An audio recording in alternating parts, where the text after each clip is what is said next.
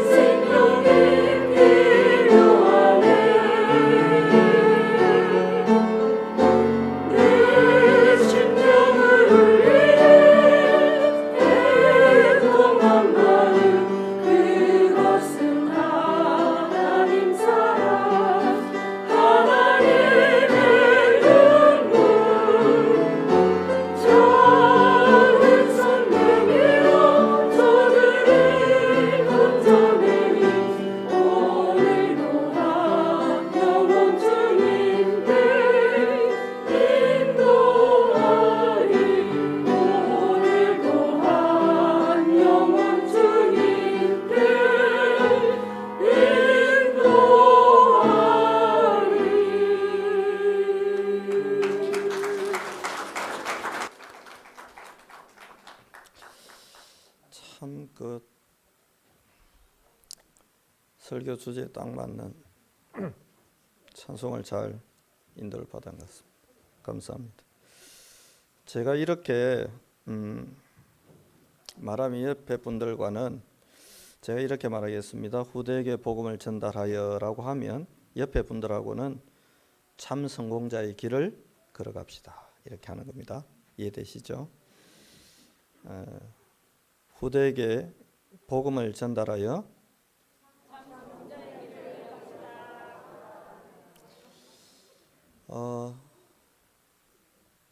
코로나 때문에 예배에 참여하지 못한 분들이 이렇게 간혹 있고 또 코로나가 퍼져가고 있어서 영상으로 예배드리는 이 빈자리에 원래 앉으셔야 될 분들 영상을 통해서도 하나님이 주신 큰 위로와 또 힘을 얻게 되기를 살아계신 그리스도 예수 이름으로 축복합니다.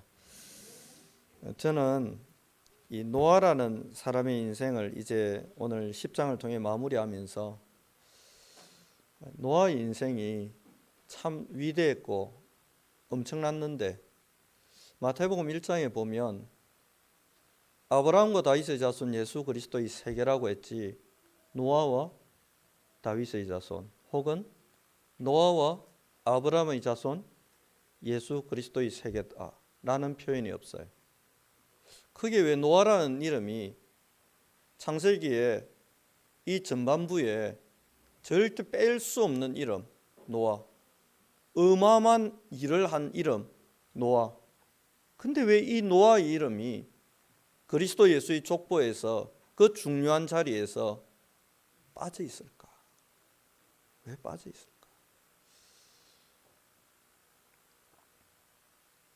그러면서 오늘 설교의 제목을 그렇게 잡게 됐습니다. 업적이 아닌 언약을 전달해야 되는 겁니다. 나중에 성경을 찾아서 여러분과 같이 읽겠습니다마는 바울이 디모데에게 죽기 전에 유언처럼 편지를 써서 보냈습니다. 그게 디모데 전후서인데 디모데후서 4장에 보면 그리스도가 오실 것까지를 염두에 두고 내가 엄히 명한다. 엄히 명한다. 너는 때를 얻든지 못 얻든지 그리스도의 복음을 전파하고 전도자의 길을 걸어야 된다라고 합니다. 이게 노아와 그 대단한 일을 한 노아와 끝에 초라하게 목이 잘려서 순교의 피를 흘린 바울의 인생에 큰 차이가 있습니다. 제가 어제 이제 설교 준비 마무리를 하면서 그동안 우리가 잘 알고 있는 록펠러에 대해서 조금 이렇게 문헌을 뒤져봤습니다. 록펠러라는 사람은 집안 형편이 어려워서 고등학교도 졸업을 못했더라고요. 그리고 10대 때 농산물 중개업 현장에 뛰어듭니다. 뭐 대구에도 있겠지요. 농산물 경매하고 하는데. 그걸 하면서 돈을 좀 제법 벌었습니다. 그리고 31세에 미국 경제의 부흥기가 막 일어나기 직전에 석유회사를 차립니다. 스탠더드 오일이라고요. 근데 마침 이 석유가 산업에 쓰이는 시간표하고 딱 맞아 떨어진 거예요. 그래서 43살 나이에 미국에서 최고 부자가 되고 53세에 전 세계에서 최고 부자가 됐는데 어느 정도로 부자가 됐냐면 지금 전 세계에서 제일 돈 많은 사람이 빌 게이츠라고 이야기하는데요. 빌 게이츠의 재산의 4배를 모았답니다. 그러니까 돈 엄청 모은 거죠. 어머니가 청교도였는데 이 록펠러가 51세쯤에 암이 걸려요. 그래서 이제 사형 선고를 받고 한 1년 안에 죽을 거다 통보를 받고는 낙심해 있으니까 어머니가 그랬대요. 지금부터 기부하고 살아라. 이래가지고 이 사람이 자기 재산을 대학에 기부해서 세운 대학만 24개랍니다. 어마어마한 돈을 벌어서 기부를 이때부터 본격적으로 했는데 세운 교회가 4,928개. 교회만 한 5,000개를 세웠어요. 어마어마한 일을 했습니다. 그런데 록펠러가 세운 록펠러 재단과 록펠러 가문은 지금 그 어마어마한 부를 가지고 유럽에서는 로스차일드 가문이 3단체의 근본적인 재력과 힘을 지원하고 미국에서는 록펠러 가문이 그 일을 감당하고 있습니다. 아버지 록펠러는 분명히 11조하고 예배드리고 기도하면서 성공했는데 왜 이 가문은 이렇게 되었을까요? 저는 그 어머니에게 문제가 있었다고 생각합니다. 어머니가 가르친 내용이 뭡니까? 어머니가 이렇게 말했답니다. 11조를 꼭 해라. 그것이 부유해지는 길이다. 틀린 말은 아니에요. 11조를 내라. 그러면 부자가 될 거다. 록펠러의 어머니가 록펠러에게 잘못 가르친 겁니다. 11조를 로또 끌거가 1등 되면 부자 되듯이 11조를 돈을 많이 쥐게 되는 길로 가르친 거죠. 11조는 나의 한 달을 책임지고 경제를 주신 하나님께 그 모든 경제의 주권이 근원이 여호와로부터 말미암았습니다라고 하는 감사의 표현이고 믿음의 고백인데, 이것을 돈을 더 많이 거머쥘 수 있는 길로 가르치죠. 록펠러 어머니가 록펠러에게 가르쳤다는 내용들, 그거 우리 많이 들어봤잖아요. 예배 시작 30분 전에 가서 기도해라. 목사님의 말씀에 무조건 순종해라. 앞자리에 앉아라. 뭐 이런 거. 근데 그 어디에도 복음을 생명처럼 붙잡아라라는 구절을 저는 발견하지 못했습니다. 제가 읽은 책이나 내용들이 빈약해서 그런지는 모르겠는데 그 어디에도 결국 록펠러는 11조를 열심히 한 것도 있지만 그 록펠러의 인생의 이면을 다룬 내용들을 보면 아주 야비한 방법으로 합병을 하고 협박을 하고 이래서 미국 의회와 정부가 록펠러 가문이 만든 록펠러 그룹을 강제로 법으로 해산하게 만들었음에도 불구하고 그 해산된 기업이 여러분이 잘 아는 엑슨 모빌 같은 큰 대형 석유회사들, 제너럴 일렉트릭 같은 항공기 엔진도 만들고 지금도 어마어마한 미국의 재벌처럼 되어 있는 이런 회사들의 막강한 지분을 그대로 갖고 있대. 대단한 기업을 이룬 겁니다. 노아에 비견될 만합니다.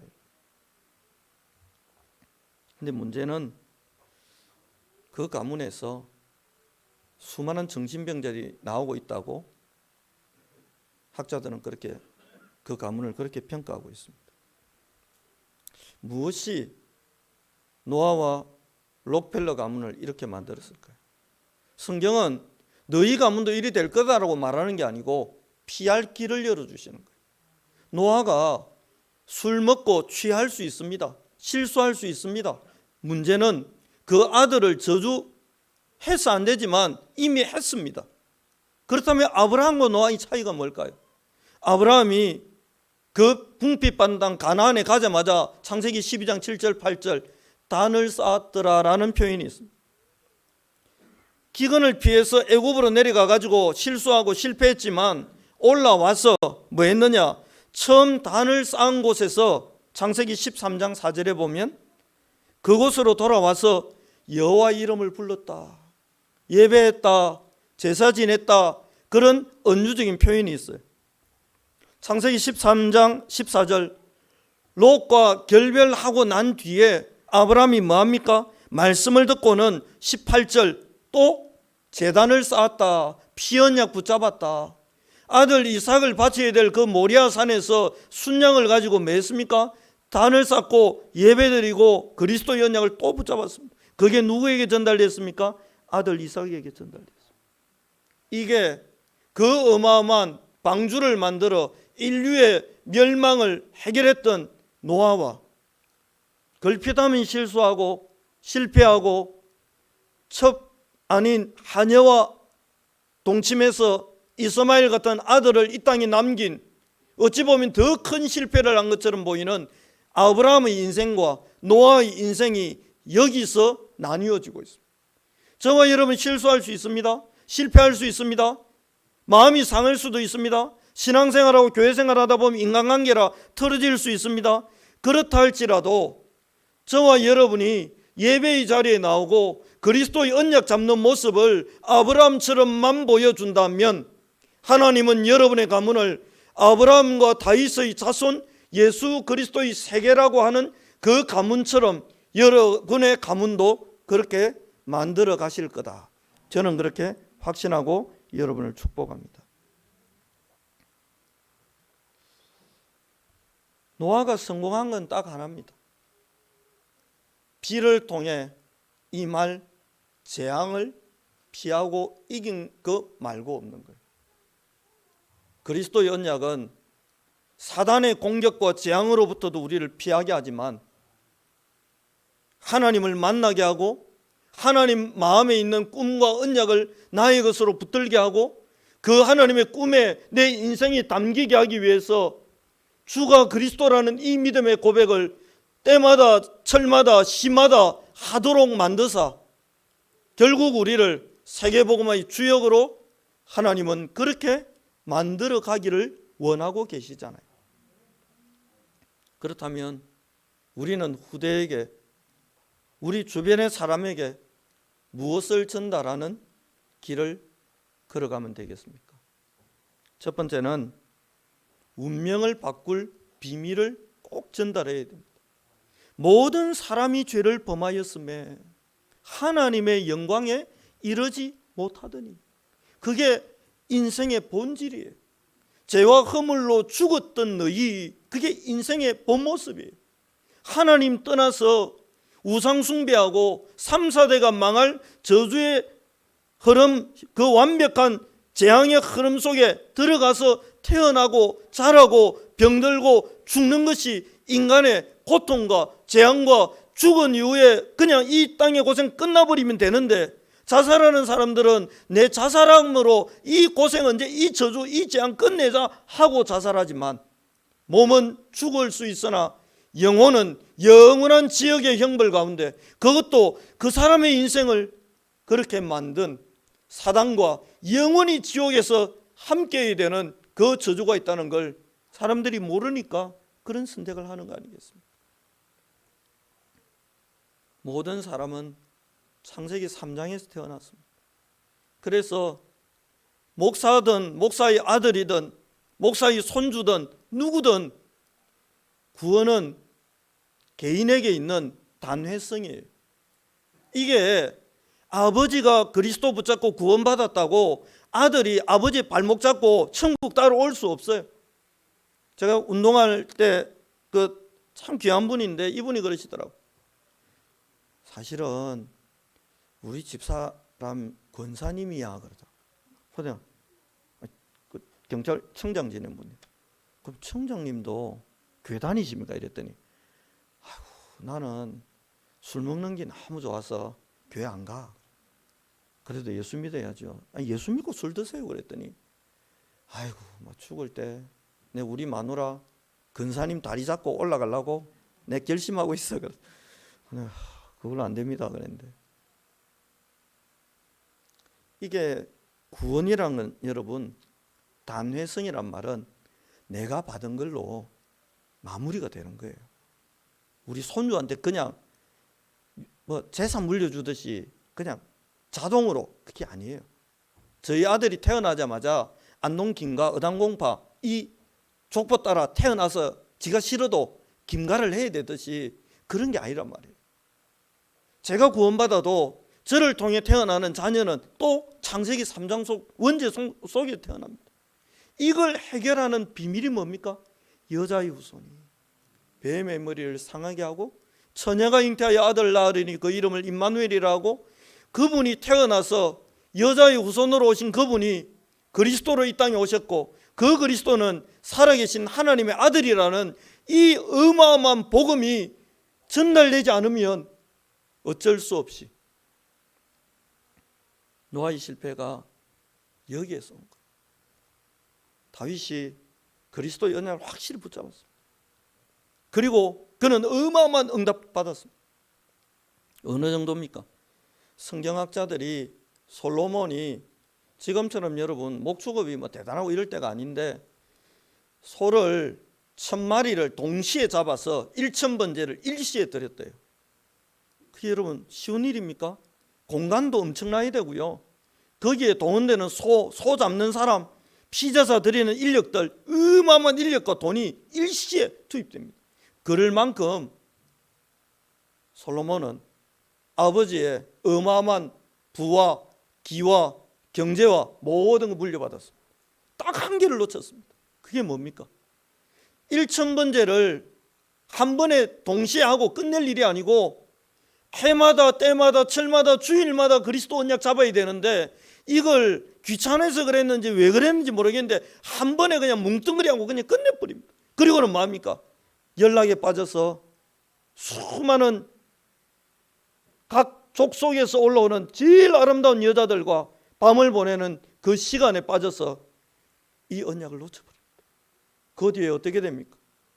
이스라엘은 남, 북, 유다와 이스라엘로 나뉘어지고 포로로 끌려가고 심지어 그 후손 중에 눈알이 뽑히고 쇠사슬에 묶여서 말에 끌려서 질질 끌려서 포로로 끌려간 후손도 나왔습니다.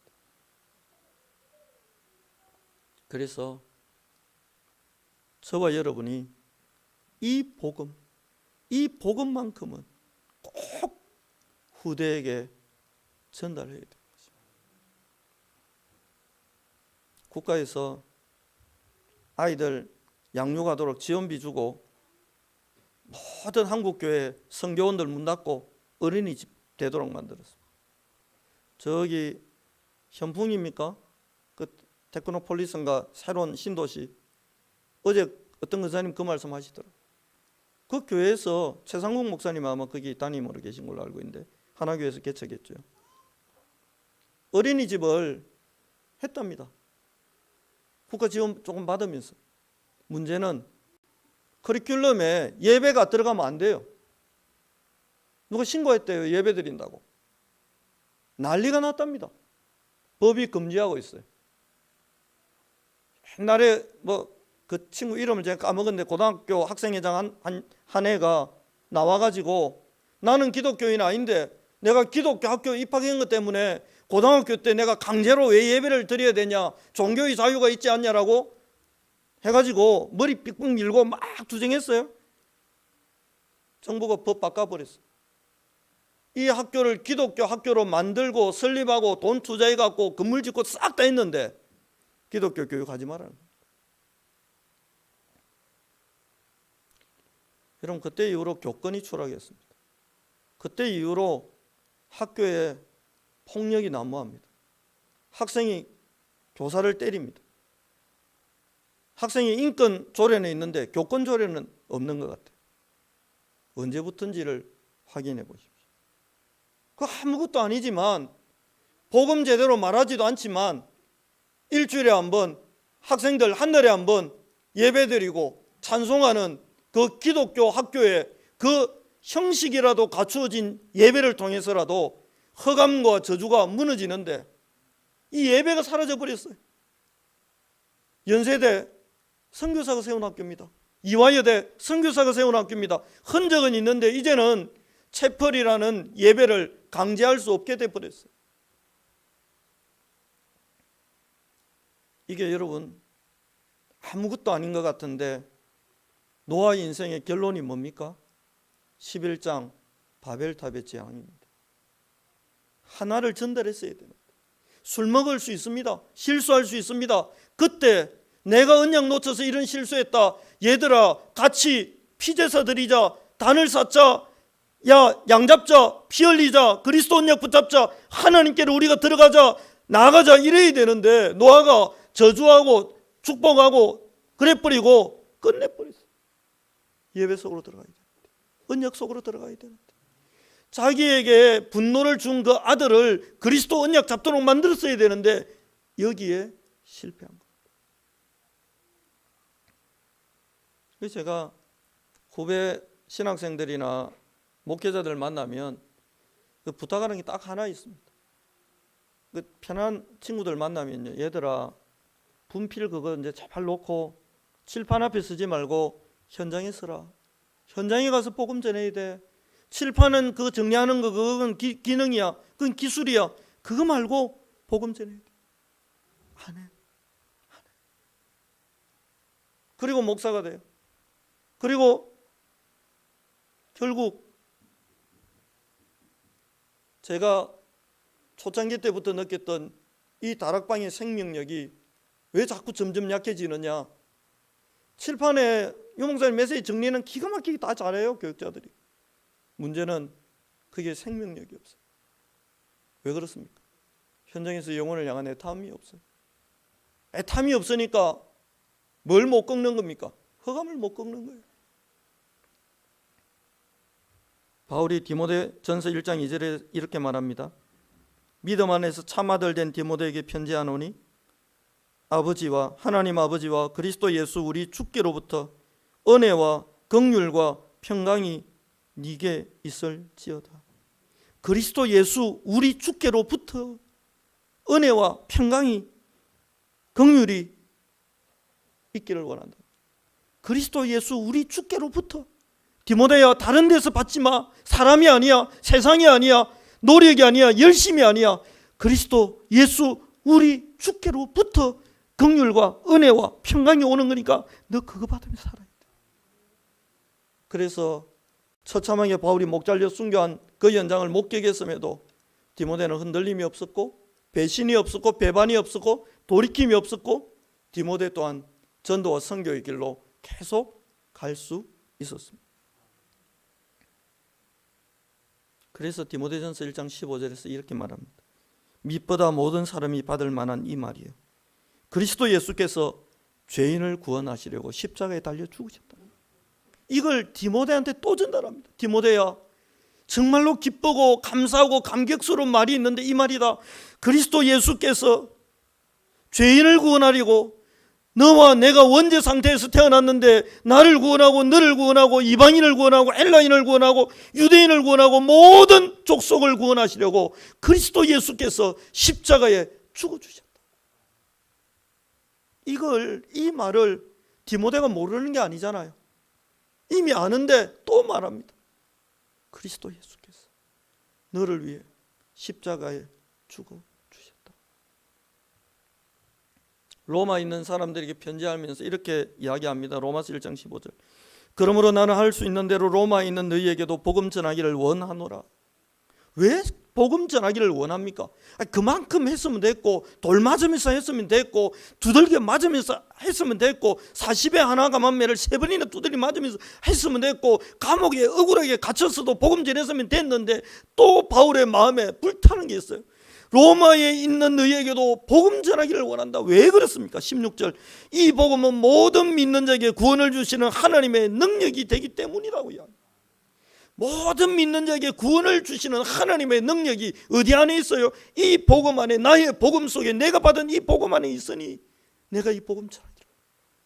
결국 그에게 하나님은 로마를 뒤집어 살려낼 위대한 응답을 주셨어요. 오늘 여러분의 심령과 제 심령에 하나님이 나의 후손들, 우리 손주들, 우리 친척들에게 이 복음 전해야 되겠다. 이 복음 전해야 돼. 1년에 한 번이라도 내 자녀들에게 이 그리스도의 언약 안에 있는지 내가 확인해야 되겠다. 바울이 디모데에게 편지 써서 이야기했던 것처럼.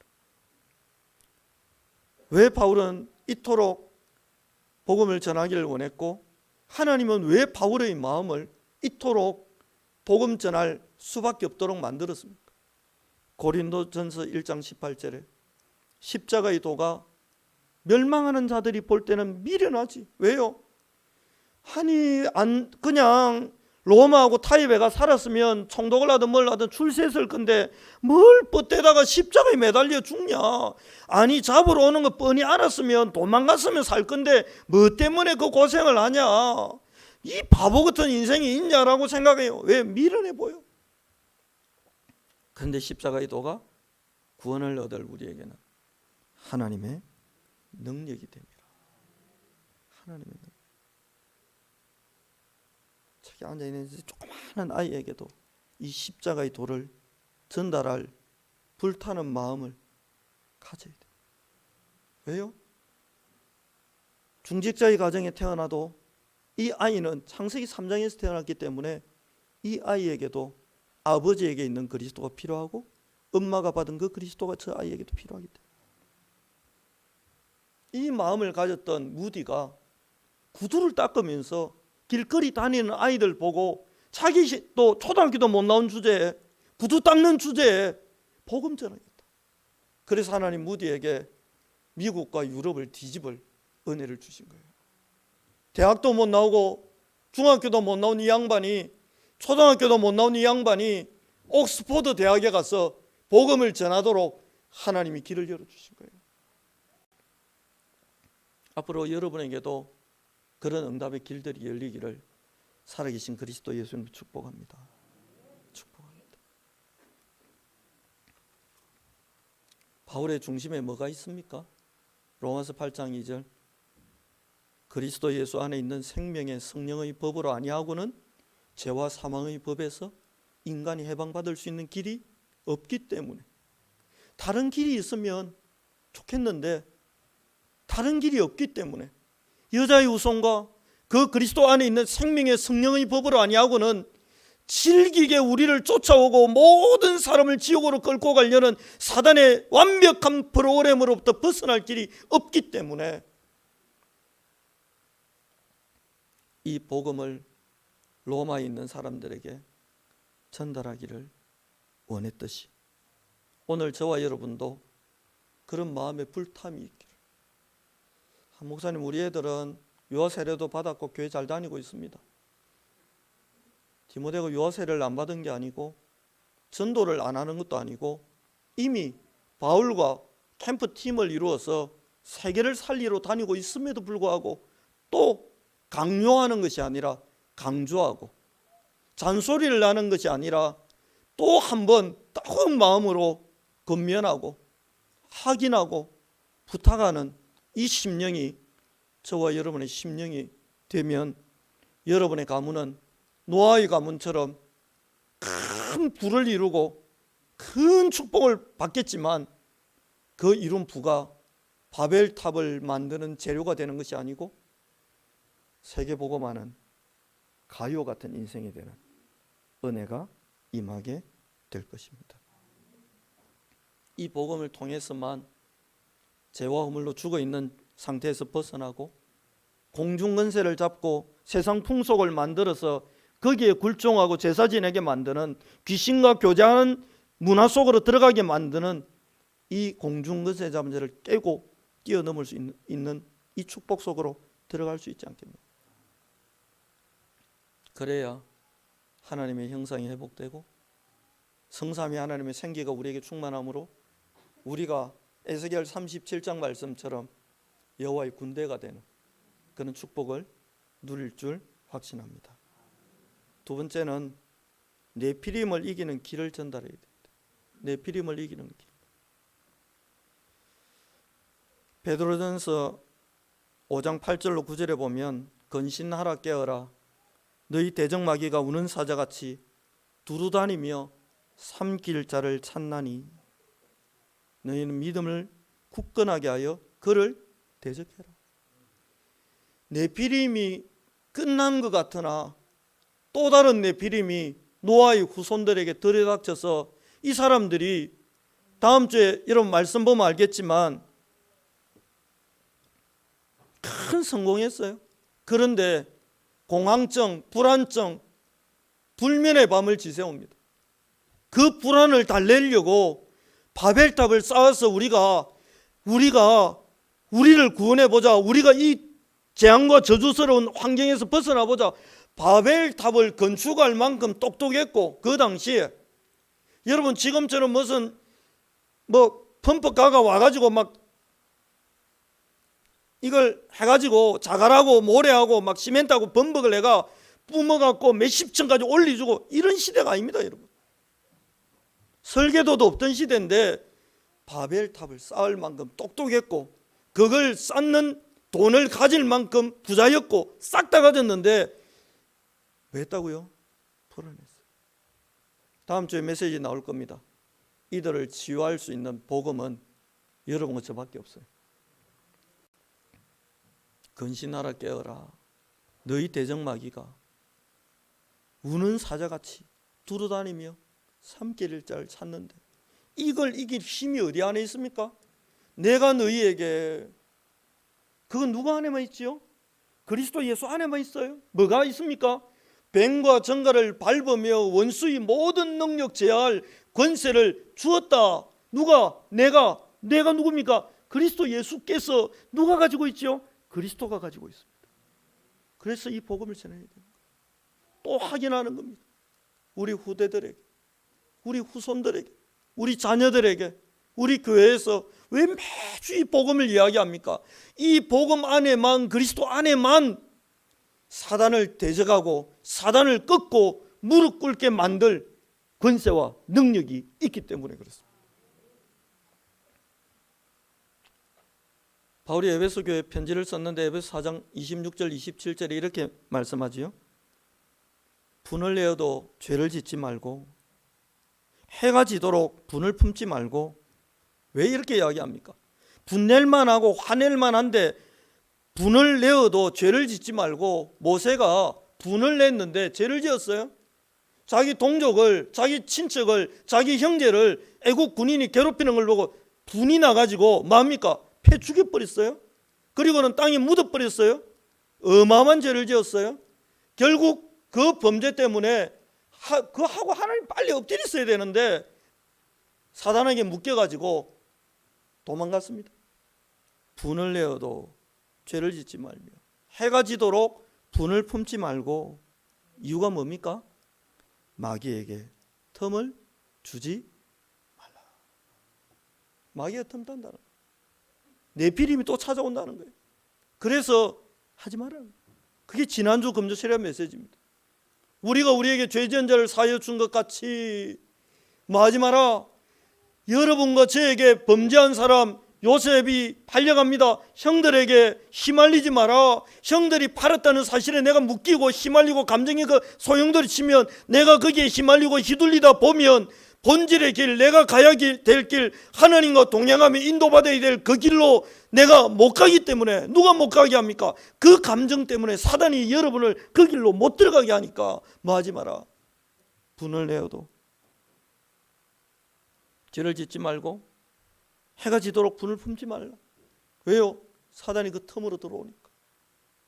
우리의 후대들에게 초월할 수 있는 이런 언약을, 그리스도 안에 있는 이 비밀을 우리가 전달하면 여러분의 가문은 아브라함의 가문처럼 복음의 명문가의 반열로 들어가게 될 것입니다. 마지막 세 번째가 뭡니까? 창세기 11장을 넘어설 비밀을 전달해야 돼요. 제가 오늘 록펠러 가문 이야기를 안 했습니까? 재산이 제가 얼마였더라? 몇백조예요. 몇백조. 약 한 400조. 번 돈이 400조랍니다. 1조만 있어도 이거 평생 쓰기가 어려운데. 그래서 제가 참 록펠러 이 분을 생각하면서 마음에 계속 안타까운 게 하나 있는데, 그 암 걸렸는데 아마 록펠러 어머니가 다니던 교회 목사님이셨나 봐요. 그 목사님이 록펠러 찾아가고 그렇게 이야기했대요. 돈을 써야 된다. 지금 당신 안 그러면 당신 가정, 가문이 미국과 전 세계 정유업의 한 95%를 차지하고 있으니까 돈이 매일 써도 쓰는 것보다 더 많이 들어오니까 감당이 안 되잖아요. 그래서 목사님이 그러셨대요. 돈에 눌려가 당신들 죽을 거다. 내가 천국에 그 목사님 있을까 없을까 궁금한데 혹시 있으면 가가고 좀 물어보려고요. 아니 세계 복음하도록 도와주지 왜 그랬냐 도대체.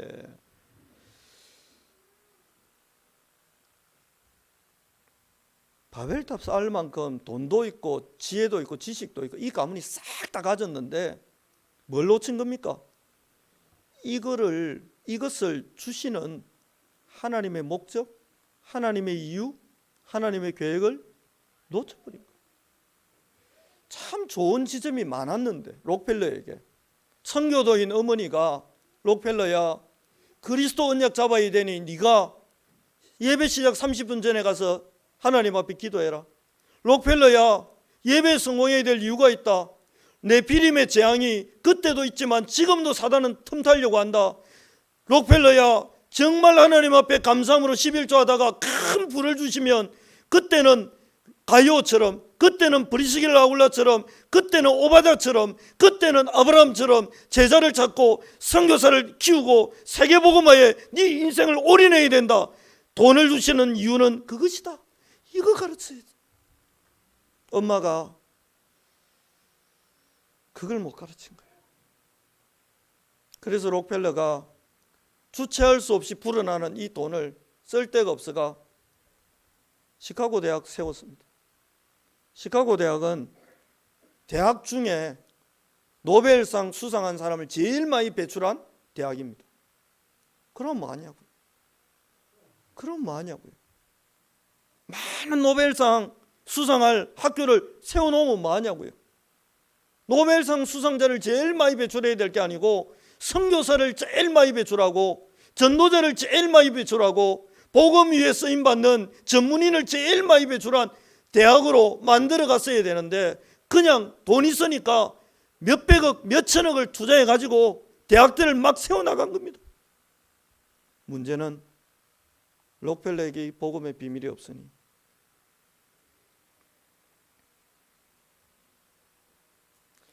오늘 여러분이 이 설교를 들으면서 미리 여러분 인생의 아웃풋을 정해놓으시기 바랍니다. 저는 그런 결단을 하고 우리 교회로 왔거든요. 앞으로 우리 교회가 재정이 더 많아질 겁니다. 왜냐? 세계복음화라고 하나님 돈 주실 거니까. 그래서 제가 장로님들께 계속 그런 부탁을 드립니다. 아무리 교회가 커지고 해도 그냥 사례를 계속 무슨 보험회사 영업사원도 아니고 올리지 마시라고. 그냥 생활할 수 있으면 되고 그렇다고 너무 또 작게 주고 하면 맨날 목사가 집사님이 식당 가고 달아놓고 줄 긋고 외상장부도 해놓고 계속 민폐 끼쳐도 그것도 아니겠죠. 그렇다고 목사가 맨날 소고기 먹도록 하는 것도 아니겠죠. 여러분 소고기 매일 먹으면 안 걸리 죽습니다.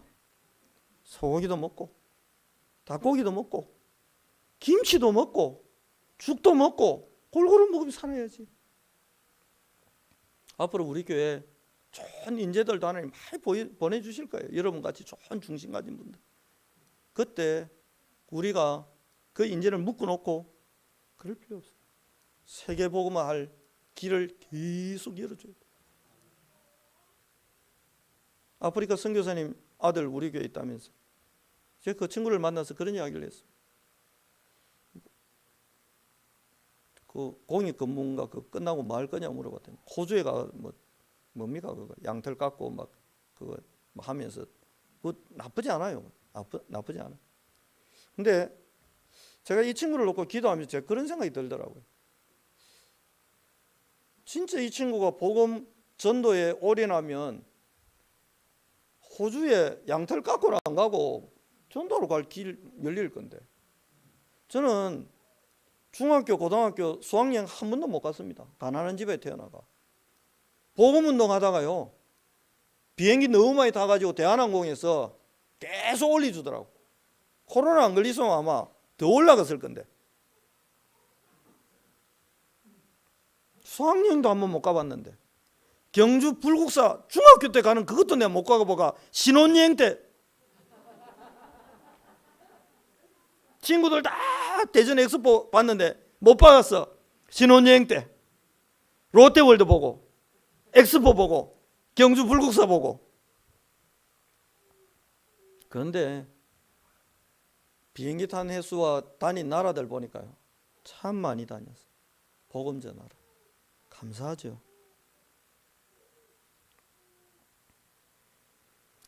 여러분이 노아처럼 안 되려면 미리 계산하시고 아웃풋을 정해놓으세요. 내가 앞으로 지금 경제가 예를 들어 아파트하고 한 10억 있어요. 하나님이 20억을 주실 때는 내가 이렇게 하나님 앞에서 주신 경제를 가지고 헌신하고 써야 되겠다. 차도 사세요. 좋은 거. 아니 이번에 뭐 사우디아라비아인가 뭐 어느 나라인가 모르겠는데 축구 이겼대. 월드컵 1차전. 너무 흥분대가 뭐 만수른가 뭐 빈살만인가 모르겠는데 내 별로 뭐 그 양반하고 안 친해서 13억짜리 롤스로이스 국가대표 선수들마다 한 대씩 다 사주기로 했답니다. 뭐 와합니까? 그 사람보다 우리 아버지가 훨씬 돈 많은데 모든 성도들이 앞으로 롤스로이스 탈 수 있는 축복까지 받으시기 바랍니다. 근데 겨우 13억 벌어가 롤스로이스 타고 기름도 못 넣고 그 안에 자는 곤란하잖아요. 한 1,300억 주시면 100분의 1이잖아요. 롤스로이스도 타세요. 대구 몇 명이나 타는지 모르겠는데. 그리고 한 1,000억 헌금하세요. 그래도 300억 남잖아요. 300억 있는 분 손 한번 들어보세요. 지금 현재 있는 분. 아니, 그러니까 노아가 이 아웃풋을 계산을 못한 거예요. 전 인류가 멸망하고 나면 이 인류 전체와 지구 전체가 내 재산이 되면 어떻게 할 거냐에 대한 그림을 안 그리고 있었던 거예요. 여러분, 그림 그리시기 바랍니다. 하나님이 앞으로 나를 더 건강하게 하시고 지혜를 주시고 시대를 내다보는 안목을 주셔서 빛의 경제를 갖게 되고 수많은 제자와 동력자들을 얻게 됐을 때 내가 뭐 할 거냐? 그 제가 말씀드렸잖아요. 77만 연장의 캠프 운동하고 지교회 세우고 전 세계 복음 운동하고 5천 종족의 렘넌트 불러올 거라고, 훈련시키고 대학 보내고 대학원 보내고 박사 만들어서 그 나라로 파송할 거라고. 왜요? 하나님이 그거 주셨을 때 갑자기 내가 당황하고 후둥거리고 장로님들하고 계속 신경전 벌이고 대구에 100평짜리 아파트에 뭐 대학 총장도 산다는데 목사가 총장보다 못합니까? 가면서 막 공격하면 장로님들 얼마나 골아프겠습니까? 아니, 실제 그런 목사님을 제가 만났거든요. 목사님이 교인 100명도 안 되는데 그랬대요. 장로님들 앉혀놓고. 이걸 충북대라고 칩시다.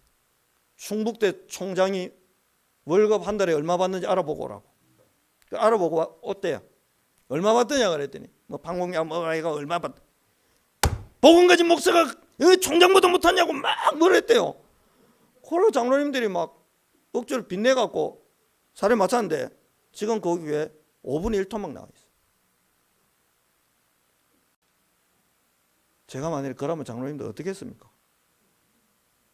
아니 뭐 대통령만큼 연봉 못 줄 이유도 없지만 제가 무슨 대통령하고 비교해갖고 그건 아니잖아요. 미리 그림을 그리고 계셔야 돼요. 그래야 진짜 응답이 왔을 때 그걸 할 수 있습니다. 그게 안 되면 노아처럼 응답에 취해서 흥청망청 살다가 바벨탑의 재앙 속으로 가문을 떠내려 보내게 돼요. 하나님은 그걸 원하지 않으시니까. 제가 찾아낸 그림 몇 개 던져 드릴 테니까 주워갈 만한 게 있으면 하나 주워 보시죠.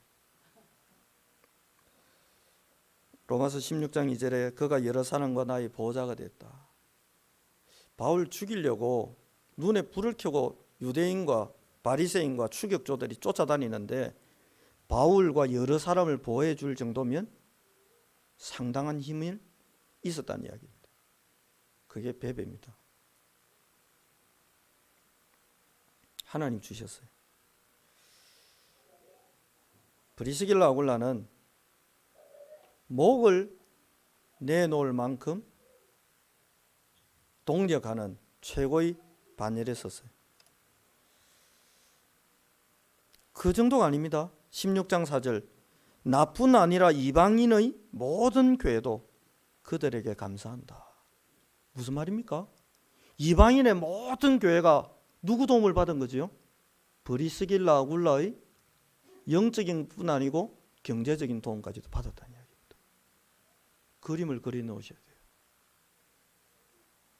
어제 옆에 교회 임직식 한다고 교회 주차장 빌려달라 해서 두말 안 하고 빌려드렸습니다. 왜 못 빌려드립니까? 더한 것도 빌려드릴 수 있어. 나와 이방인의 모든 교회도 그들에게 감사합니다. 교회 뭐 하나 두 개 세우고 끝나는 게 아닙니다. 16장 6절 너희를 위하여 많이 수고했다. 수고할 힘이 있은 거죠. 나와 함께 갇혔다. 그 감옥을 뛰어넘을 영적인 힘과 미래 비전이 이미지가 분명했다는 거죠. 10절 그리스도 안에서 인정함을 받았다. 12절 주 안에서 많이 수고했다. 13절 루포와 그 어머니 이게 뭔 말입니까? 예수님이 십자가 이거 짊어지고 골고다 언덕 올라가다가 쓰러졌을 때 십자가를 대신 져준 사람이 루포의 아버지예요. 이 축복. 목회자가 주의 종이 어려움 겪으면 그걸 대신 17절 18절에 분쟁 일으키는 사람, 거치게 하는 사람, 지 배만 섬기는 사람, 교활하고 아첨하는 말로 막 하는 사람, 그런 사람도 있지만 나 드디어는 대피한다 그랬어요. 바울이 시력이 너무 안 좋아져 가지고 글을 잘 못 쓰니까 드디어라는 사람이 글을 대신 써줍니다. 메시지를 대신 전달해 주는 거예요. 여러분이 오늘 이 메시지를 동영상 올라오면 그걸 이 사람이 꼭 들어야 되는데 그 전달하는 그게 드디어가 하는 역할이에요. 마지막 23절 나와 온 교회를 돌보는 가요. 이런 축복이 저와 여러분에게 분명히 올 거라서 믿음으로 기다리고 미리 설계하고 미리 꿈꾸고 미리 다짐하고 미리 그릇 다 준비하시기를. 제일 중요한 것은 그리스도의 언약을 전달하고 전달할 책무를 놓치지 마시기를 살아계신 그리스도 예수 이름으로 축복합니다. 디모데후서 4장 말씀 여러분 같이 좀 찾아서 보실까요? 신약성경 346페이지입니다.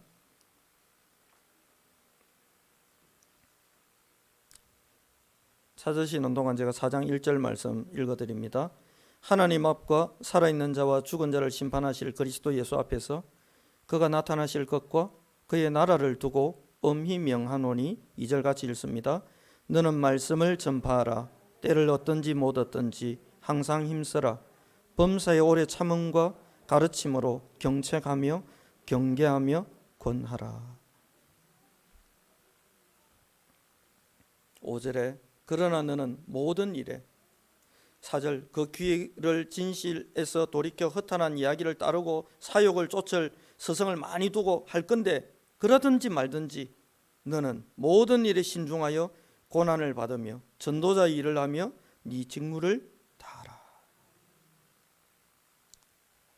이런 바울처럼 아브라함이 아들 이삭에게 복음을 전달했습니다. 이삭이 야곱에게, 야곱이 평생 안 하고 있다가 10대 소년 요셉에게 야복강 앞에서 처음으로 복음을 전달했습니다. 오늘 바울은 저와 여러분에게 이렇게 권면합니다. 하나님이 바울을 통해서 우리에게 권면합니다. 때를 얻든지 못 얻든지. 이 말은 무슨 말입니까? 정신 나간 사람처럼 막 해란 말입니까? 이 말은 제가 볼 때는 반어법이고 역설법이에요. 혹시 하나님이 기회를 주시면 언제든지. 저 사람에게 늘 기도하고 있다가 복음 전할 타이밍을 하나님이 딱 주시면 놓치지 않고, 그 말씀입니다. 여러분이 살고 있는 직장, 살고 있는 지역, 일하고 있는 직장, 여러분의 가문에 이 세 가지 복음의 비밀이 전달되므로 여러분의 가문은, 우리 교회는 세계복음화에 끝까지 살아남는 명문가와 진짜 하나님이 가장 마음 편하게 여기시고 언제든지 사용하는 교회가 되기를 살아계신 그리스도 예수 이름으로 축복합니다. 그래서 오늘 찬송, 설교 찬송은 199장 정했는데요. 나의 사랑하는 책, 비록 낡고 헤어졌으나 어머님의 무릎 위에 앉아서 재미있게 듣던 말 그때 일을 지금도 내가 잊지 않고 기억합니다. 3절에 보면 둘째 줄에 어머니가 읽으며 눈물 많이 흘린 것, 뭐 때문에? 예수 세상 계실 때 많은 고난 당하고 십자가에 달려 죽음 당한 이 복음을 읽으며 눈물 흘리며 나에게 전달해 주신 그것을 지금까지 내가 기억합니다 라고 표현되어 있습니다. 이 축복이 우리 각자의 가문의 전통이 되고 이 일이 우리 교회 모든 교육기관의 목적이 되기를 다짐하고 또 간구하는 마음으로 찬양하고 말씀 잡고 잠깐 기도하는 시간 가지겠습니다.